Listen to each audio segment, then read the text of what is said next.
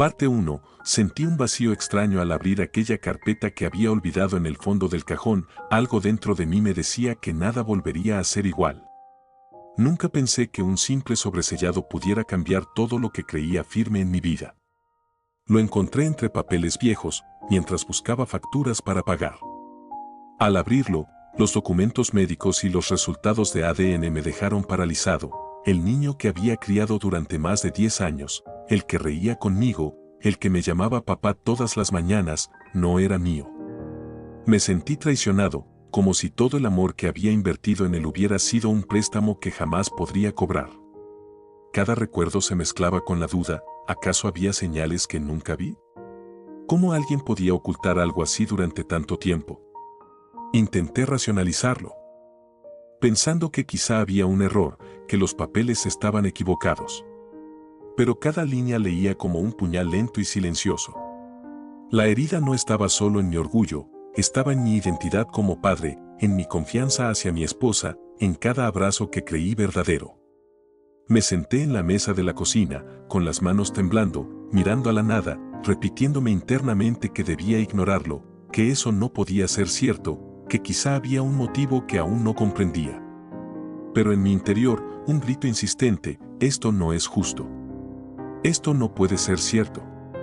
Y mientras trataba de calmar mi respiración, escuché la puerta de la habitación del niño abrirse y él me llamó con su voz inocente.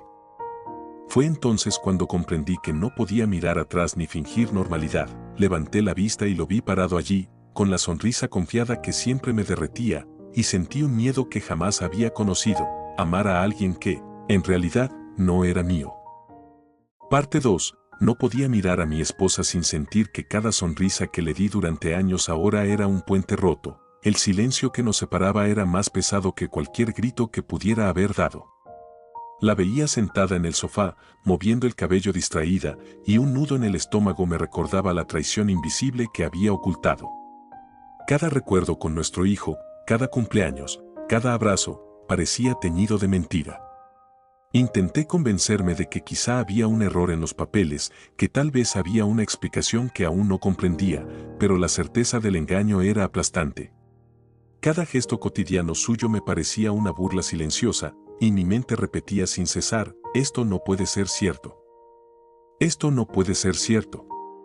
Revisé los documentos una y otra vez, buscando un fallo, una esperanza, pero no había nada. Mi hijo seguía siendo el mismo, y sin embargo, yo me sentía un extraño en mi propia casa. La culpa se mezclaba con el dolor, culpable por amar a alguien que no era mío, por no haber visto señales, por temer que todo lo que construimos se rompiera en segundos.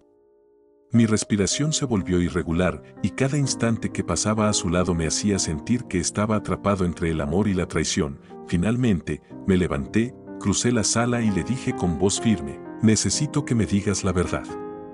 Toda la verdad, y vi cómo sus ojos evitaban los míos, como si temiera que todo lo que conocíamos se viniera abajo en ese instante. Parte 3. Sentí un nudo en la garganta que no se iba, cada gesto de mi hijo me recordaba que lo amaba, pero al mismo tiempo, que todo era mentira. Caminé por la casa sin rumbo, viendo cómo mi hijo jugaba en la sala, completamente ajeno al terremoto que había en mí. Cada risa suya me atravesaba, porque era real, pero también era un recordatorio cruel de la traición que me había ocultado mi esposa. Intenté aferrarme a la rutina, fingir que todo estaba bien, pero mis pensamientos se repetían, como un martillo, esto no puede ser cierto. ¿Cómo pude no darme cuenta? Revisaba fotos, videos, mensajes antiguos, buscando signos que explicaran la mentira, y solo encontraba más vacíos. La culpa me carcomía, culpable por amar a alguien que no es mío, culpable por cada abrazo que ahora se siente como un eco de falsedad, culpable por no haber escuchado mis propias dudas antes. Quise confrontarla de nuevo, pero algo me detenía, el miedo de perderlo todo, de romper lo que aún podía sostenerse, me paralizaba. Cada palabra que pensaba decir se quedaba atrapada en mi garganta, cada mirada suya me golpeaba como un espejo que reflejaba mi impotencia. Y mientras me sentaba en silencio, con las manos temblando, comprendí que no había solución inmediata. El costo ya era real, mi confianza, mi tranquilidad y una parte de mi identidad de padre estaban destrozadas, aunque mi corazón aún gritara que lo quería. Cuando la vi acercarse con la calma que siempre aparenta, entendí que cualquier conversación sería un campo minado y que la verdad que buscaba quizá iba a destruirnos a todos. Parte 4. Me senté frente a ella, y por primera vez en años, nuestras miradas se encontraron sin filtro. Había amor, sí, pero también un vacío que no podía llenar. Hablamos, pero las palabras no bastaban. Cada explicación parecía flotar en un espacio donde la confianza se había quebrado irremediablemente. Le dije que la amaba y que quería a nuestro hijo como si fuera mío, pero la realidad era más pesada que cualquier declaración. Sentí que parte de mí se rompía al aceptar que el amor no podía reparar la mentira, que cada gesto tierno del niño ahora cargaba con el recuerdo de una traición silenciosa. Me di cuenta de que había perdido algo que nunca volvería, la inocencia de creer que conocía a la persona que había elegido como compañera de vida. La seguridad de ser el padre de aquel niño biológicamente y la calma que antes encontraba en mi hogar. Aún así, no podía dejar de sostener a mi hijo, de reír con él, de buscar en sus ojos esa chispa que me hacía sentir vivo. El conflicto interno se volvió permanente, amor y dolor coexistiendo en la misma habitación, en el mismo abrazo. La traición no desaparecía, y yo tampoco podía alejarme sin sentir que me arrancaba una parte de mi propia existencia. El silencio que quedó después de nuestra conversación era más pesado que cualquier grito, un silencio donde cabían todas las verdades y todas las mentiras, donde comprendí que algunas heridas no sanan y que amar a alguien a pesar de todo también duele.